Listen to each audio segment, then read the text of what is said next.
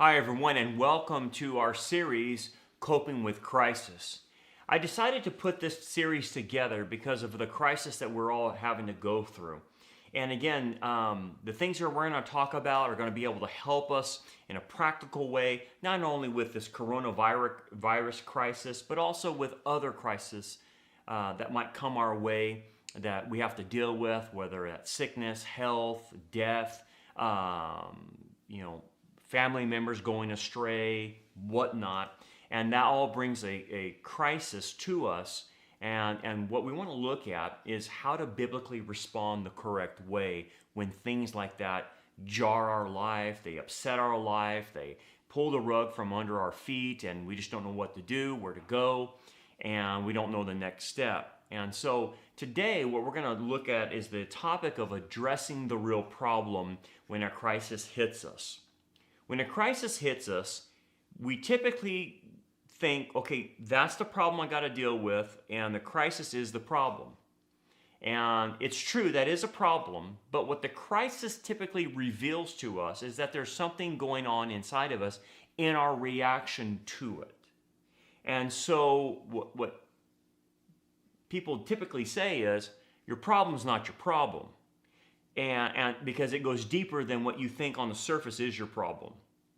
And then again, I want you to think about this. There are two kinds of problems in the world. There are curable problems, and then there are coping problems. And you have to be able to discern as a Christian, do I have a curable problem here that I can problem solve and figure this one out? Or do I have a coping problem? And a lot of people have a hard time with coping problems. Because curable problems, okay, we put a game plan together, we fix it, we get after it, and that's what we're supposed to do. I get that. But then we get these problems like the coronavirus and the shutdown of our economy. And we have no control of it, we can't problem solve, we can't fix it, and that turns into a coping problem. Or like a loved one that's went astray, that's no longer in fellowship with the Lord and has turned their back on the Lord. What do? That's not a fixable problem, it's a coping problem. Same thing with health issues, that becomes a coping problem. We wish our health issue would just simply go away. We ask the Lord to take it away from us, and He doesn't though. And so it becomes a coping problem. And so a lot of the problems we have is in the area of coping with issues. And so we all would like to be firemen and put out the fire as soon as possible, or we would like to be escapists and just escape from the problem, get it away from us, or we just want to fix it or whatever like that. But on these other problems like coronavirus or anything else that are bigger, where we have no control over, we can't do anything about, we're just stuck, what do? Because it's beyond us. Well, I want to turn our attention to 1 Peter chapter 1. We're going to look at just a couple of verses and look at why these uncurable problems, these coping problems come into our lives. If we look at 1 Peter chapter 1, we'll start in verse 6. He says this, "In this you greatly rejoice." And what he's really talking about is suffering trials. And he's talking about rejoicing in the trials. And again, he's not saying be happy in the trials, but there's something going on in the trial that you should rejoice over if you respond correctly. And basically, when we have these trials, these problems that come into our life, like the coronavirus or losing your job or, economic shutdown, whatever it might be, they are not without purpose. So what we have to understand is crises teach us about ourselves. They are meant to develop us spiritually. They reveal to us things about ourselves that we would not necessarily know unless the crisis came to us. We all have character flaws. We have character strengths. But we also have unresolved hurts. And maybe we've got some healing from those hurts, but sometimes we bury them so deep we don't even know the hurts are there. We can't even remember them until a crisis triggers that or incites that root in us, and we realize, oh, wow, I'm really not healed from that. This crisis that just came upon my life reminded me of this and put me into this spiritual funk that I'm in, this stupor that I'm in, and reminds me of stuff that happened to me in my past, and I'm paralyzed in it. And that's what happens. We all have spiritual maturities, but we also have spiritual immaturities in different categories of our life. And that's what these crises reveal.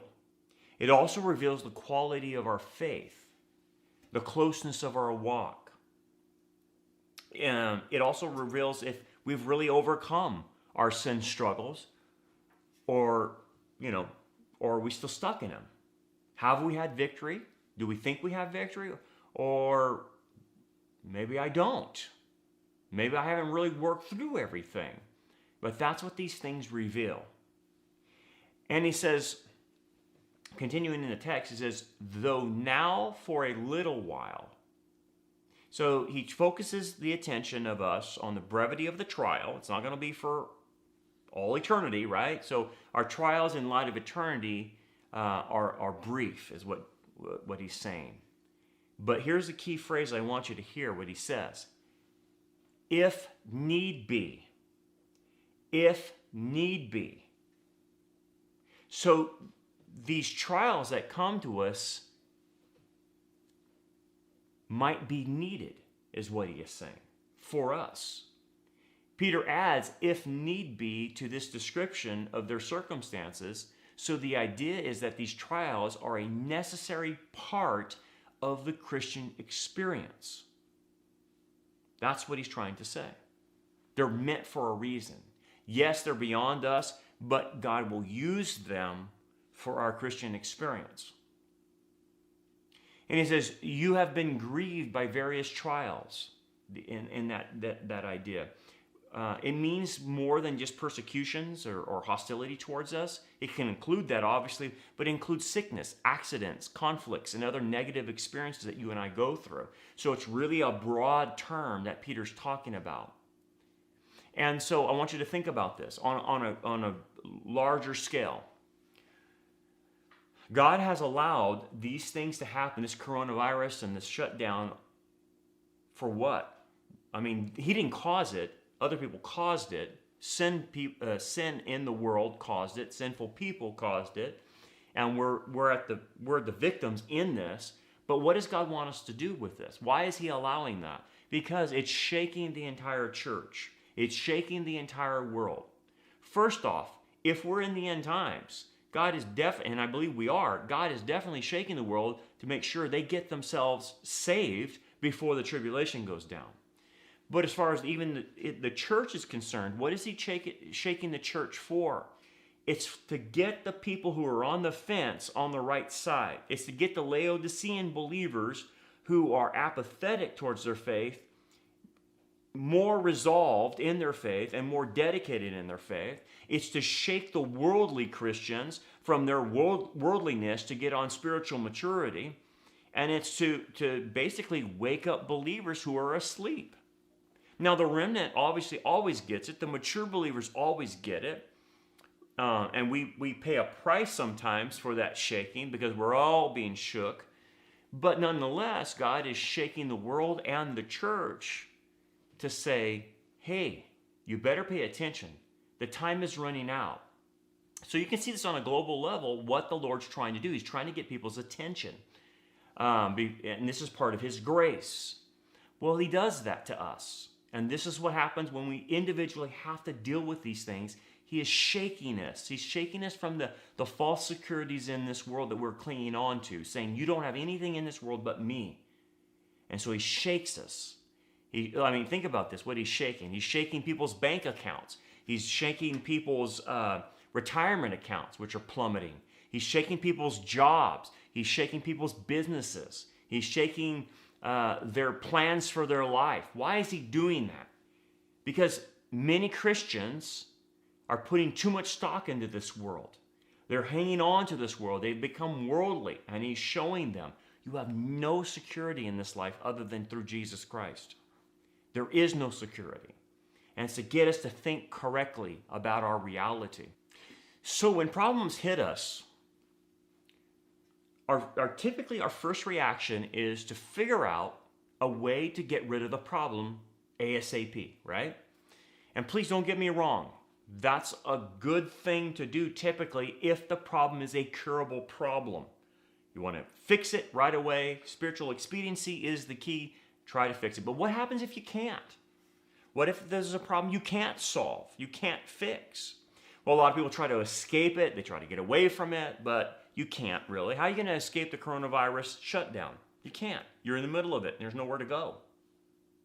And so a lot of us will try to spend a lot of energy and time trying to get rid of the pain by taking some type of action, manipulating the circumstances, whatever it is. And that puts us in a problematic position as well. And then there's some people that just simply don't deal with it. They go into denial. They deny the reality of what's happening to them. You can see this a lot of times in grief. People will deny the grief. They lose somebody, they lose a job, they lose something, and they won't grieve it, and they just deny it. I'm okay, I'm good, I've moved on. They're denying the problem. And again, that's not a healthy state to be in. A denial of reality, of losing something, creates more problems later in the future for you. So again, people try to solve it, try to remove it, try to deny it, and that's how most people handle a crisis. And the problem is, those ways don't handle it. They make it worse. And so, when they handle it this way, I want you to see something that happens to them. They only focus on the problem and trying to get away from it or solve it or deny it. They only focus on the problem. And unfortunately, when you just simply focus in on the problem, you won't go any deeper than that. So if you just simply say, I'm focused on the coronavirus, that's the wrong move. The focus should be, what is this teaching me about myself? That's how you move into a Christian mindset. Not focusing on the coronavirus, but what is this teaching me? What gaps in my game did it reveal? What lack of faith did it reveal? What areas of growth do I need to have? Is this throwing me back into my old habits? Is this creating in me a desire to go to my old habits because I want to escape from this? See, those are the questions you and I have to ask ourselves. That's how we go and deal with the Christian life. We just don't simply focus on the problem because the problem is not our problem. The problem is our reaction to the problem. And that's what we need to focus in on. And this is the thing that you'll see in the Bible. There's no doubt there are times when God takes away a problem from somebody. Like for instance, in the Gospels, Jesus will heal somebody. He took away their problem. But again, he did that to authenticate himself.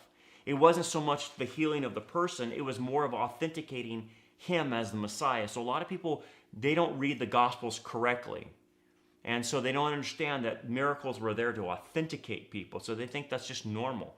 Miracles are not normal. They're extremely rare if it does happen, if God takes away something from somebody. And if he does, it's because of some other issue. But the typical way God helps us is not to take away the problem, but forces us to go through the problem. And that's what a lot of people don't like. They just want to pray and God take their problem away, but he won't do it. He wants us to go through the problem. He will go through the problem with us. He will give us the tools for the problem to go through it, but most people don't want to go through it. If you look in the Bible, big examples of God making people go through the problem. The flood in Noah. He didn't take Noah away. He had Noah built an ark so he would go through the flood and come out on the other side, right?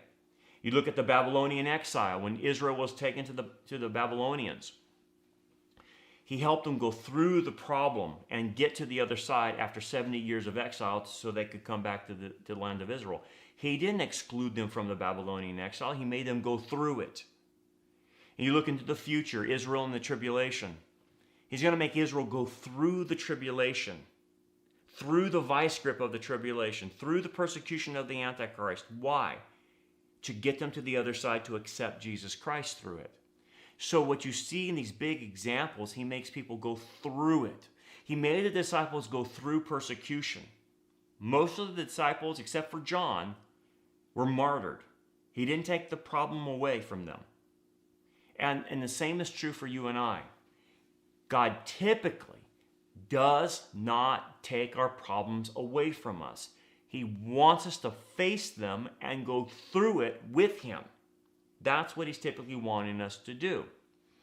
And we're sitting there, well, I just want my life to return back to normal and how it used to be and whatnot. And I don't like this pain associated with my life, and my life's disrupted, and I just want to get back to normal.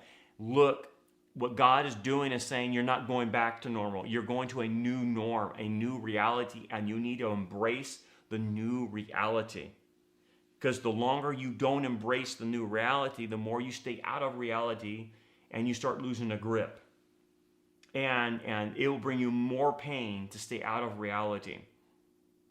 So the idea is, God is saying, look, here's a new reality. I need you to go through this new reality because it's going to signal in you that something's deeper in you that I want fixed, that I want healed. There's a part of you that needs healing. There's a part of you that needs maturing and growing. And so, come with me through the trial. Don't sit there and protest. Don't sit there and get mad at me, God's saying. Don't sit there and deny reality. Just embrace the trial you're going through. Because I got something I want to show you deep, deep down inside. So for example, you have this coronavirus crisis, or any crisis that comes to in your path. The first thing a lot of people will sense is a loss of control. Now, if control is an issue for you, that you're a control freak, that you like to make sure your environment is controlled, you're facing the ultimate out of control situation.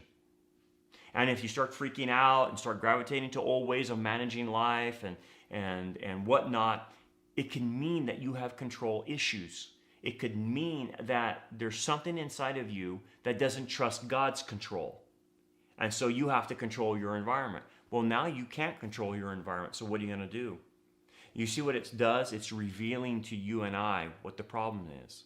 Or how about the pain of lost plans? You're like, I planned this and I planned that, and boy, all those plans are uprooted now because of this crisis.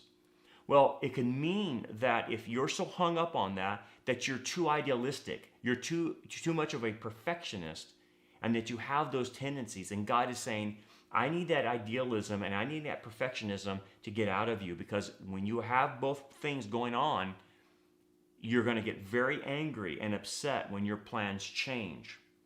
And you will constantly be frustrated by life. And what he's trying to teach you and I is, look, you don't adapt reality to how you want it. You have to adapt to the reality that's presented to you. And idealistic and perfectionist tendencies won't accept reality. And that could be something that God's showing. Or how about the pain of losing things? You lost your job, retirement, business. Again, and you really are devastated by that. And I get it. You need to provide for your family and whatnot, and I get that. But is there something more deeper than that? Did your job, did your retirement, losing your retirement, did you lose your business, was that an idol to you? Was that an idol? Again, that's just something you have to ask yourself. And is this revealing to me, why am I so upset? Don't I know God will take care of me? Don't I know that God will provide for me? Don't I have enough faith that God will open another door for me? Or am I so mad and angry at God, or mad and angry at the situation, I'm about to lose it? Well, it could signal you made those things into an idol. And God purposely took that away because he's not going to have you have an idol in your life. Or how about the pain of isolation that we're all feeling? Now, some people feel it more than others, right? And we're all isolated, obviously, and it's a tough deal to be isolated from the body of Christ or whatnot. But does this pain of isolation, is it way beyond normal? Is it deeper? And is it touching on the relational deficits in the person? That the person typically wants to keep everyone at bay, doesn't really have good relationships or strong relationships with people, has surfacey relationships, but they still like to be around people, but even though they don't want a relationship. But now you're forced into a situation where you can't even socially be around anybody, and that you're at home by yourself, and it just kills the person and sends them into a deeper depression because they're in the ultimate isolation. And it could signal that they have relational deficits, and that's why they isolate and withdraw.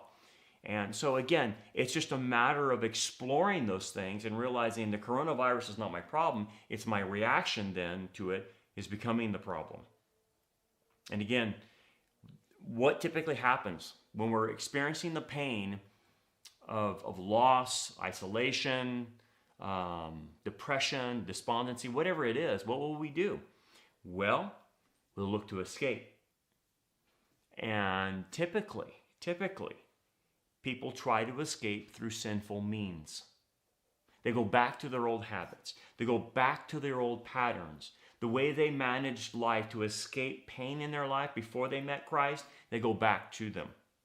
And this is where the Lord is wanting us to not go. It's like he's saying, face the crisis. I'll go through it with you. I'll give you the tools to deal with it. But do not default into your sinful past. And so, a lot of people will go back to habits that they thought they had victory over, that they had stopped, and now they're back in it now. And a lot of people, eating becomes a big issue. Not eating becomes a big issue. Addictions to pornography, addictions to drugs, addictions to alcohol. Do you know alcohol sales are going up? Why? Because people are falling back into their old tendencies. And what it could be whatever. People gaming all day long, on video games, or vegging out on TV for 8 hours and whatnot. I mean, they go back to something that helps them escape. And the thing is, God doesn't want you to escape. He wants you to face your problem and deal with it and try to grow, because there's areas in us that are bent or broken that need fixing, that need straightening out, that need growth and development, because he's trying to conform us to the image of Christ. So I want you to think about it in terms of a tree, okay, your life. And you have this tree and it has branches on it. And some of the branches, obviously you don't like. They're part of your old past, part of sinful habits, the way you manage life, whatever it might be. And so some people typically just say, well, okay, I'm addicted to alcohol or drugs. I'll just cut that branch off in my life and I'll be good. No, sorry. Cutting the branch off doesn't help you, because your problem is down at the root level. It's not at the branch level. So a lot of people spend their time cutting off branches. Well, I don't drink anymore, or I don't do drugs. That's great. But if you still have the root, it's going to come out in a different area of your life in some other way. And you still haven't dealt with the root. So what a crisis does is go beyond the cutting of the branches and pruning the branches, but go to the root. And maybe the root of why, somebody's in an addiction or whatever, the root is rejection. And they haven't dealt with rejection or something like that. Who knows? But it's a root. And until you unearth the root, you will never get the healing you need from that. And why do I use the terminology root? Because the writer of Hebrews chapter 12 uses the word root. What he is saying in Hebrews chapter 12 is that if we don't access the grace that God provides for any crisis, and we can go before the throne and ask for grace and mercy according to Hebrews chapter 4 in the name of the Messiah, and he will give it to us. But if we decide to handle our problems on our own, without God's tools of grace and mercy and all the things he provides for that, you won't handle it correctly. And what the writer of Hebrews says will happen inside of you is a root of bitterness. Now, that root of bitterness might be anything. It might be dealing with rejection. It might be dealing with some type of hurt, some type of loss, something. It's a root. And then that root grows, branches a tree, and then the branches come out and the fruit of the tree comes out in our behavior. And so God is using these crises to get to the root, to get past what we think is the problem. And again, he always gives us the option, whether you want to go that deep or not. And I'll tell you this, a lot of Christians that I counsel do not want to go that deep. They do not want to go into the recesses of their soul and get to the root issue. They would rather handle life on a surface issue, a problem basis issue that, okay, I'm dealing with the coronavirus and I'm dealing with this, but they never go down deep because they're scared. They're scared of the surgery that God will do on them. They're scared of what they will see about themselves. They are scared to revisit the pain. And I get it. No one likes to have elective surgery, but it's the only way to get the roots out of you. And now is a good time to do it. This crisis is revealing that you and I have issues that go deeper, that we need help with, because we want to grow from this, become more like Christ, and be ready for the next challenge. If not, we will always go through this life in kind of a spiritual handicapped way. We'll always have this gnawing issue that we just can't get past. We won't think about it. We won't even know it's there, but it'll be in control of our desires. And our own resources will just simply come up short every time. So,